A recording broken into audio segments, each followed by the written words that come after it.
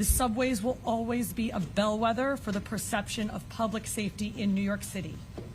Declining crime numbers are significant, but we still must do more because people don't feel safe in our subways. Effective this week, I've directed that we move more than 200 officers onto the trains to do specialty train patrols. And I have further directed that we deploy more officers onto subway platforms in the 50 highest crime stations in the city. It's all part of a strategy to refocus our subway efforts to the places where the crime is occurring. We know that 78% of transit crime occurs on trains and on platforms, and that is quite obviously where our officers need to be. This is just the beginning.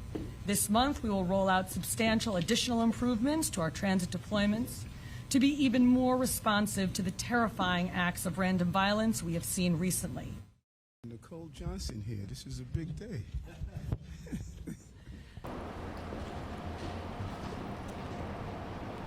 We take our first significant step towards pursuing justice in this case with the grand jury having indicted Sebastian Zapeta with 4 counts of murder, murder in the first degree, 3 counts of murder in the second degree, and arson in the first degree. These are significant counts. Murder in the first degree carries the possibility of life without parole. It's the most serious statute in New York State law, and my office is very confident about the evidence in this case and our ability to hold Zapeta accountable for his dastardly deeds.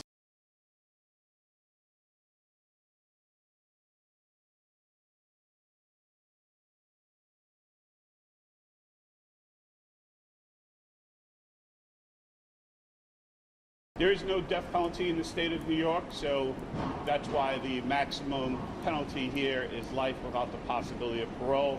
And we charged that count in order to make sure that we can, seek that penalty. We have a long way to go. This is really the first significant step of today in holding him accountable.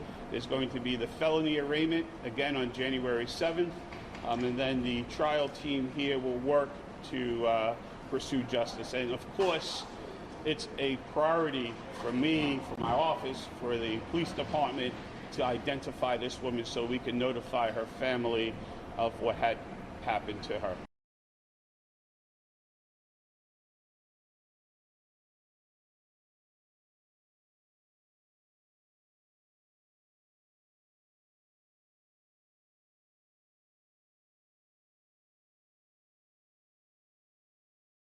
We're working on trying to go back and trace when she entered the subway system and exactly, if there's a clear shot of her face.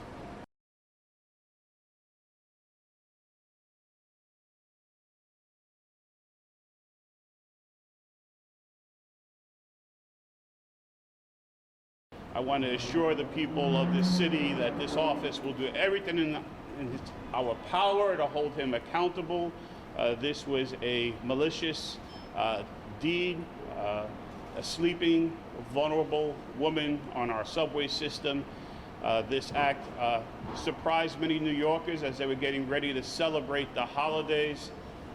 But now New Yorkers are waking up and understanding that on the 22nd of this year, this happened. This was intentional.